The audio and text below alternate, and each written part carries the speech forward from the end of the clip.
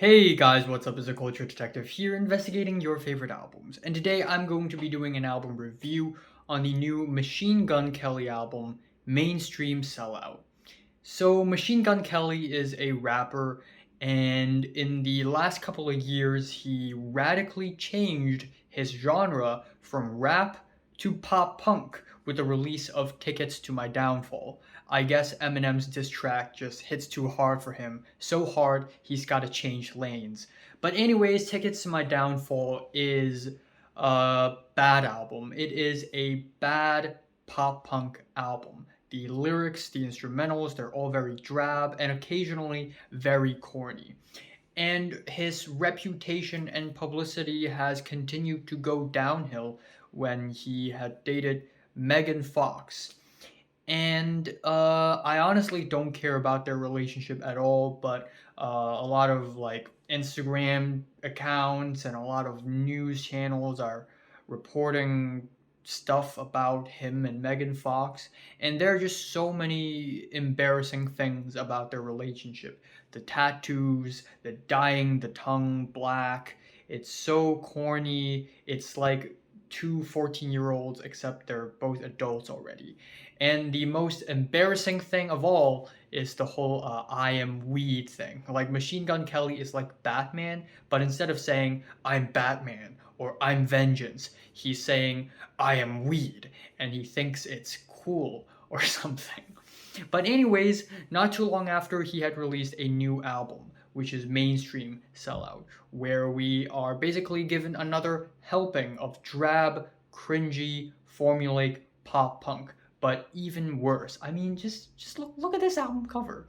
Like pink tomatoes dropping from the ceiling, I guess, splatting onto the wall, and Machine Gun Kelly in the back with a pose like this. Like, how the hell am I supposed to take this seriously? So, anyways, let's talk about the album. The album starts off with "Born with Horns," like you're the devil. So born with horns. And I mean, I do like that it starts off with these very hard guitars and drums. It really does slap. But everything else about this track really just suck ass. The stale vocals, the lyrics, "Ugh, I hate life, wow, life sucks." And lyrics about hating life is fine and all, but lyrically it doesn't dive deep into any of these topics at all. So it just leaves it hanging there very awkwardly. And then we have the dramatic strings, which just sound really freaking lame. And then we have the track God Save Me. We have lyrics about suicidal thoughts and mental illness, which again, it's fine. Singing and rapping about those things, it's totally fine. There's nothing wrong with that.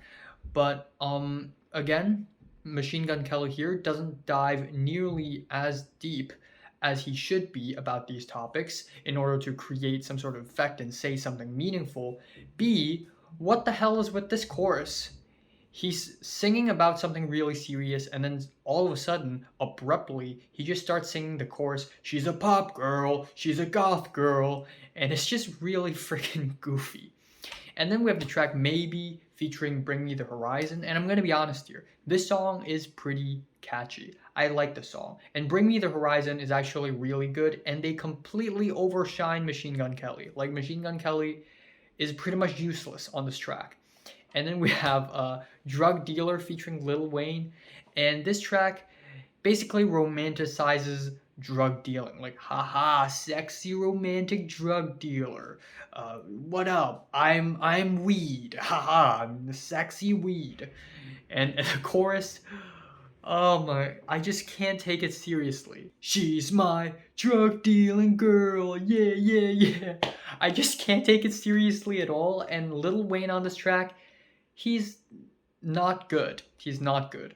And then we have the interlude and a title track where he basically complains about the critics.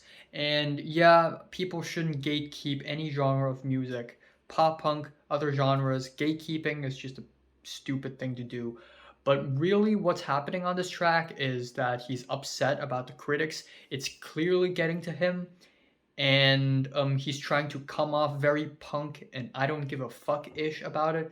But it just doesn't work at all. And then we have Makeup Sex featuring Black Bear. And I guess as far as vocals go, Black Bear sounds kind of tolerable.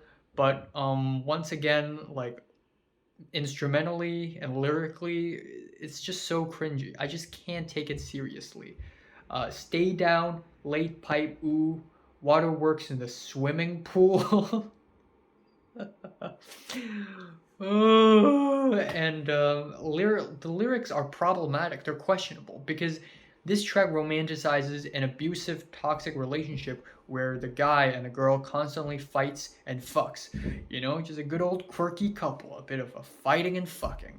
And then soon we have the track Emo Girl featuring Willow Smith. And Willow Smith sounds pretty good on this track, and the chorus kind of slaps. But once again, the lyrics are incredibly cringy. Um, the track is where Machine Gun Kelly expresses his love for an emo girl.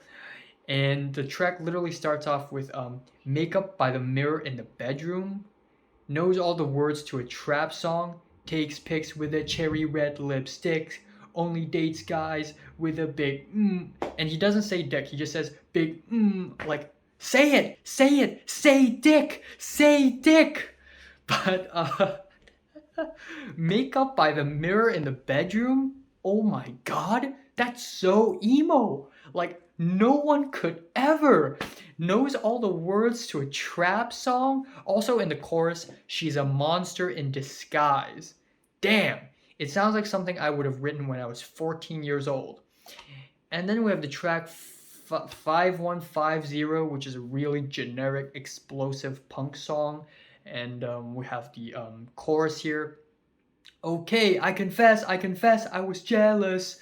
I confess, I'm a narcissist. And then we have Paper Cuts, which is a cringy, slow, hateful ballad with a bit of rapping at the end, where he claims that he could have made Donda, and then casually mentions that his father has passed away, which is a very personal topic. It's just, I just can't take him seriously. He just claims that he's as good as Kanye West, and then just casually drops something personal like that in the same verse. Why?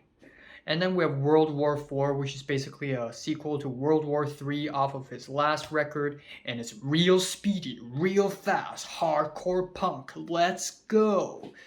With lyrics saying like, schools suck, your teachers are full of shit, they're gonna kick your ass anyways. And it's just so boomer, and it's just so like, yeah, as if the American education system and anti-intellectualism isn't bad enough already. You have to encourage kids to hate schools. Like it's so backwards thinking. It's very freaking stupid. And it just expresses and performs everything bad about punk. I mean, punk is awesome, but every genre of music has a bad side where a lot of people find stigma in. And Machine Gun Kelly just piles one on top of another. The track A features Lil Wayne once again, and this is even worse than the previous Lil Wayne feature track. It has a trap beat on it. And then we have Fake Love Don't Last, where Ian Dior's vocals are pretty sterile, pretty bad, and also the Disney ass guitars. And then we have the track Die in California, which is very generic and cliche and boring as hell. And I mean, yeah, I guess I know I might die in California too. I mean, like I'm in Cali now. I guess we're all gonna die together. The penultimate track, Sid and Nancy, once again romanticizes toxic love and abusive relationships, especially in the chorus where Machine Gun Kelly basically sings about signing a pact where it's like, if you die, I'm gonna die together. Romanticizing a murder-suicide, which is very questionable, especially at the end of the track where he basically puts 2 gunshots. Oh my god, murder-suicide, so punk. And then the album ends off with Twin Flame, which is this tear-jerking, sad ending with awful, mushy production.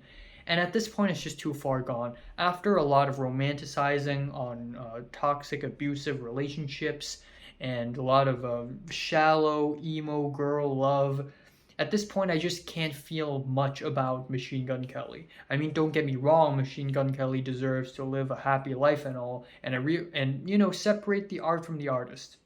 Even though he himself has been going through a bit of a teenage punk emo phase himself, but yeah, I guess the final takeaway from this album is that I I like that artists are going back to punk. I like that pop punk is being revived, but what MGK is doing here is basically piling one bad stigma about pop punk on top of another and just displaying them all in the most grotesque and cringy way possible. And I just yeah, it's hilarious. It really is. 1 out of 10. So, have you listened to the latest Machine Gun Kelly album? From 1 to 10, how much did you rate it? Like it, and subscribe if you want more. And thanks for watching.